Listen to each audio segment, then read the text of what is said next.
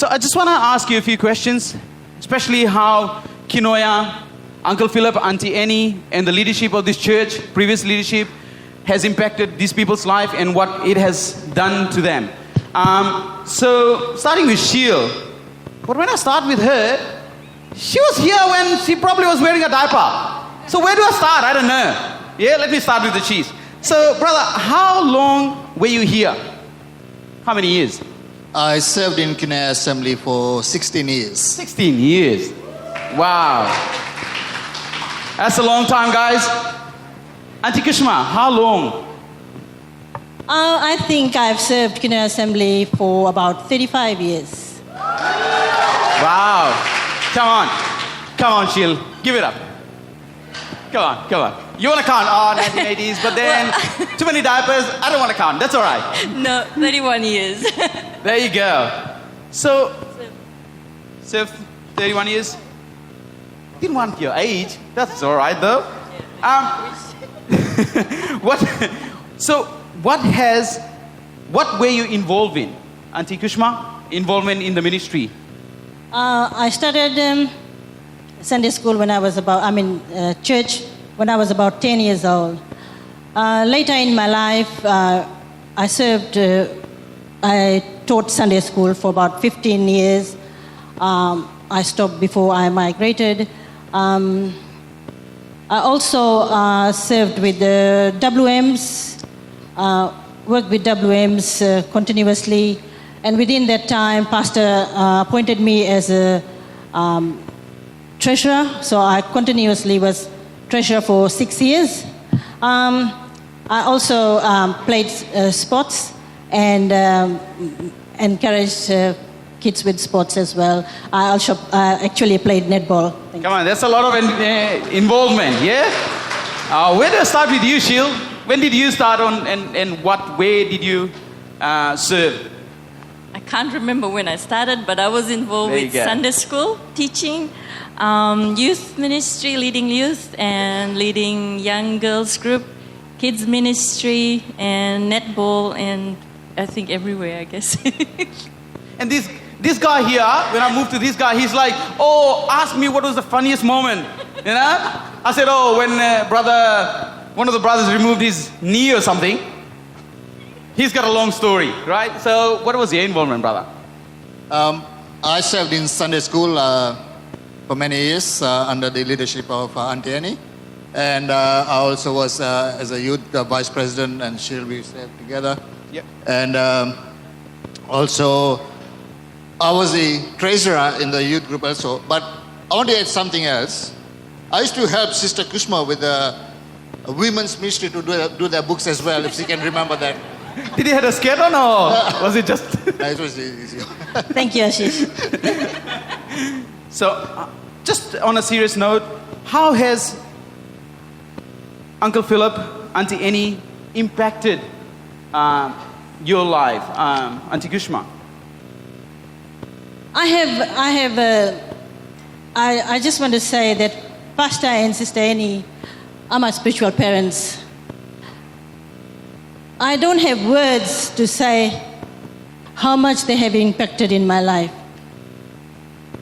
They are everything to me. What I am today is through Pastor and Sister Annie, being my teacher, being my spiritual parents, and I think it's everything.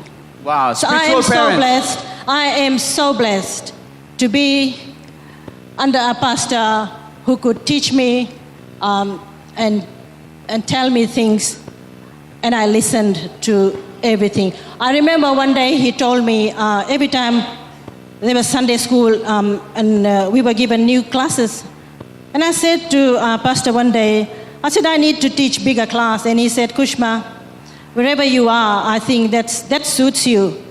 Later in my life, I thought about it, and I knew why he was saying that.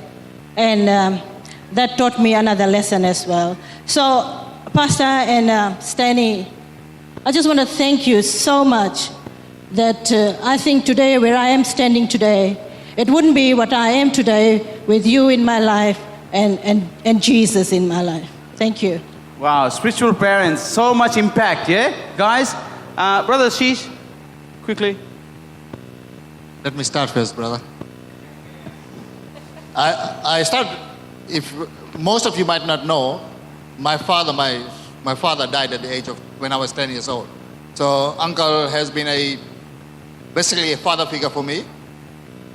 He's a man of principle, so I've learned that part, to be a man of principle. He's always been there for me. And growing up under the ministry of uncle wasn't easy. Like, he was very strict. Like, those people who don't know him, he was strict. He never suspended me, but he disciplined me. But when I look back, I thank God he did that. Because who I am today and serving God faithfully is because the foundation was laid. And when you have a good foundation, the launching pad becomes easy for you. You move further in your life. And that's what has happened. And Auntie was there always for me. If I said, Auntie, I want this, says, I want paisam, and she said, come and scrape the coconut for me and I'll make it for you. You know, she was always there for me. And they have been a spiritual plenty of food with that? Oh, always. Unlimited. What about you, Sheil? I know you're pastor's daughter, but how has he impacted you in a spiritual way? Not only they are my biological parents, but they have been my spiritual parents, and I'm honored to have them as my parents because, as she said, they were strict. Yes, they were really strict. But at the same time, we've learned a lot. I think we never had a spare day free. Sunday to Sunday, I think we had everything every day. But when he took out time, when my parents took out time for us, they had the time. At the time mobile phones weren't there, but he will just disappear and we had the time. But mom and dad especially, I mean, even till now, away from home, if I do something, I still remember things that I still follow. And from tithing till everything else, it's been there. So thank you, Dad and Mom. It's just been an honor to be your child, and thank you for who I am. It's all because of you, I am who I am. So thank you. So powerful. Do you still get into trouble, though? Do you still get into trouble? Probably not where I am right now. She's too powerful.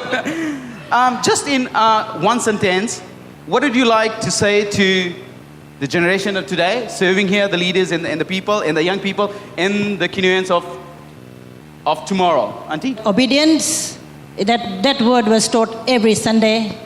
That also implied to my two kids till today. And that's what I would say to the kids of future, that obedience is the word, and if you abide by that, you have a bright future before you. Yeah, obedience, guys. Brother Sheesh. One thing I would encourage you to have a relationship with the living God. When you have a relationship with your Heavenly Father, you can come into His presence knowing that He is there for you. And when you seek Him earnestly, you know, He's not just a God of good times. When you're having hard times in your life, He's there with you. He'll never leave you nor forsake you.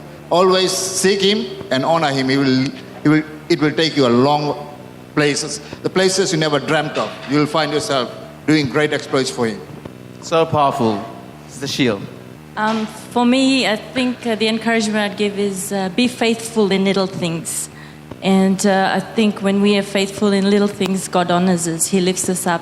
And also, I would add on to that is our attitude, the attitude of our heart, because that's what God looks at.